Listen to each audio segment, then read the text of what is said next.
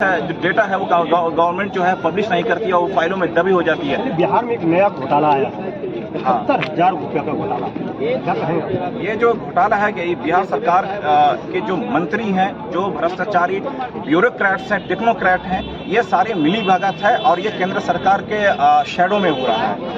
और इस भ्रष्टाचार को, इस घोटाले को लोग किसी न किसी तरीके से अलग अलग मुद्दे से दबाना चाहते हैं। जैसे गृह मंत्री का हम बात करते हैं, बंसल केस एक मुझे याद आता है। बंसल केस का गृह मंत्री का जो सीबीआई है, सीबीआई आईबी है, वो करप्शन चार्ज में किसी को दोषी करता है, एक्यूज करता है। बस करप्शन चार्ज नहीं होता, वो पूरे घर का घर जो है सुसाइड कर लेता है और इतना टॉर्चर किया जाता है। तो उस मुद्दे को डाइवर्सिफिकेशन करने के लिए कुछ अलग मुद्दे लेकर चले आते हैं, रोहिंग्या मुसलमान के ऊपर अलग अलग भाषण को, इस तरह से कई तरह मुद्दे लेकर चले आते हैं और भ्रष्टाचार और घोटाले जैसे मुद्दे को दबाया जाता है बाज़ाब्ते केंद्र सरकार के द्वारा। और उनकी आईटी सेल कंप्लीट इस पे काम कर, इस डोमेन पे काम कर रही है। आप देखिए भाजपा की नीति क्या है, आप जहाँ जहाँ जाइएगा मुसलमान एक कट्टर आइडियोलॉजी, हिंदुत्व आइडियोलॉजी है, वो कंप्लीट एक समुदाय को टारगेट करता है किसी न किसी र्यूमर्स के तहत, और टारगेट करके उनको किलिंग किया जाता है। और गुंडे को मनोबल कौन बढ़ाती है? हमारे संघ, आरएसएस संघ जैसी बड़ी संस्था जिनको मोदी जी लाल किला से उनका नाम लेते हैं, उसको प्रमोट करते हैं। उनके 100 साल एनजीओ, क्या एनजीओ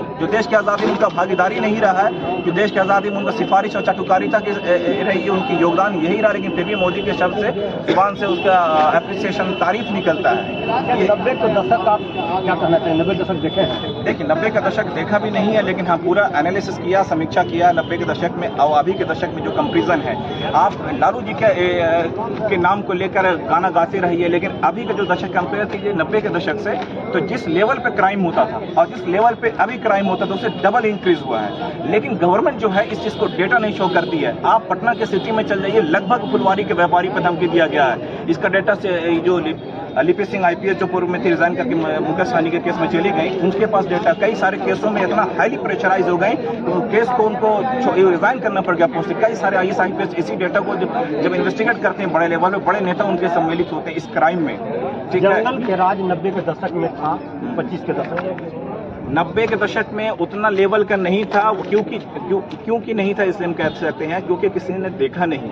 जो अभी की जनरेशन है, जो अभी का जो वोटर है, वो सिर्फ हवाई जो मीडिया प्रोपेगेंडा है, जो नैरेटिव सेट किया गया लोगों के लिए 90 के दशक का, 25 में क्या था? 25 में उससे ज्यादा जो है घटना और इंसिडेंट हैपन हुआ है और कई सारे मुद्दों को लेकर। शासन की राज हर ज्यादा बोलते हैं, कोई सुशासन की राज नहीं है यहाँ पे, सिर्फ भ्रष्टाचारियों का राज्य है। आप भ्रष्टाचारी ही हुकूमत कर रहे हैं। विजय सिन्हा से लेकर आपको बड़े बड़े सचिव जो इस कैबिनेट में बैठे हैं, नीतीश कुमार के, वो सारे भ्रष्टाचारी, कोई सुशासन नहीं है। वो चाहते हैं सिर्फ और सिर्फ लोगों पे डोमिनेशन। आप बात कर देखिए आप किस तरीके से डोमिनेशन होता है। चुनाव से ठीक पहले यही तेजस्वी सरकार 2000 पिछली बार के इलेक्शन उन्होंने कहा था कि बिजली को मुफ्त किया जाए और सभी लोगों का यही कहना था बिजली मुफ्त किया जाए। लेकिन अब जो बदलती हुई जो स्ट्रीम लाइन है तेजस्वी की, उसको देखते हुए चुनाव से पहले 2 चीज का घोषणा किया। एक 125 बिजली यूनिट फ्री किया गया, दूसरा आपको 400 से बढ़ाकर वृद्धा पेंशन योजना को 1100 किया गया। मेरा सवाल यही है कि आखिर इलेक्शन से पहले क्यों?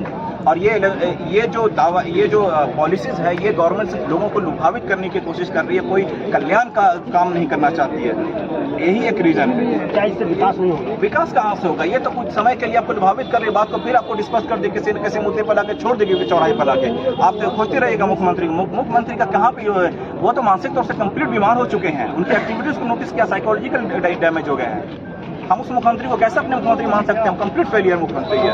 उसके पीछे तो ललन सिंह काम कर रहे हैं, उनके पीछे तो बड़े बड़े जो मंत्री है वो चला रहे सरकार को, वो तो पपेट बन चुके हैं। उनका योगदान कहाँ है? जैसे पीछे के सांसद और मंत्री कह रहे हैं वैसा काम हो रहा है। चलिए 2025 का चुनाव बहुत नजदीक आ गया है, इसको लेकर पूरी तरह से बिहार में देख रहे हैं बवाल मच मुख्यमंत्री के लिए। मुख्यमंत्री का चेहरा आप किनको कितना नंबर देना चाहेंगे? फर्स्ट में तेजस्वी यादव, सेकंड में चिराग, जो आजकल एनडीए से अलग हो,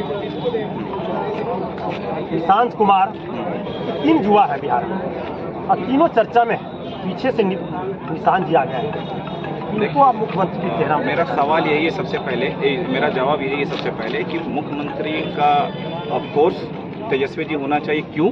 क्योंकि उनके पास जो टर्म्स ऑफ एक्सपीरियंस है, टर्म्स ऑफ जो एडमिनिस्ट्रेशन चलाने का क्वालिटी है और जो ट्रांसपेरेंसी है लोगों के बीच में और जो योजना के बीच में जिस चीज़ का दावा किया उन्होंने उसको कंप्लीट फुलफिलमेंट किया, लोगों को साथ जो वादा किया।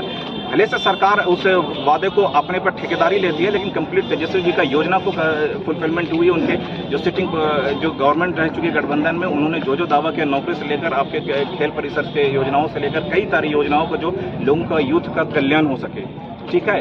और ये सारे जो चेहरे हैं ये पपेट हैं। और रही बात चिराग पासवान का क्या एक्सपीरियंस है?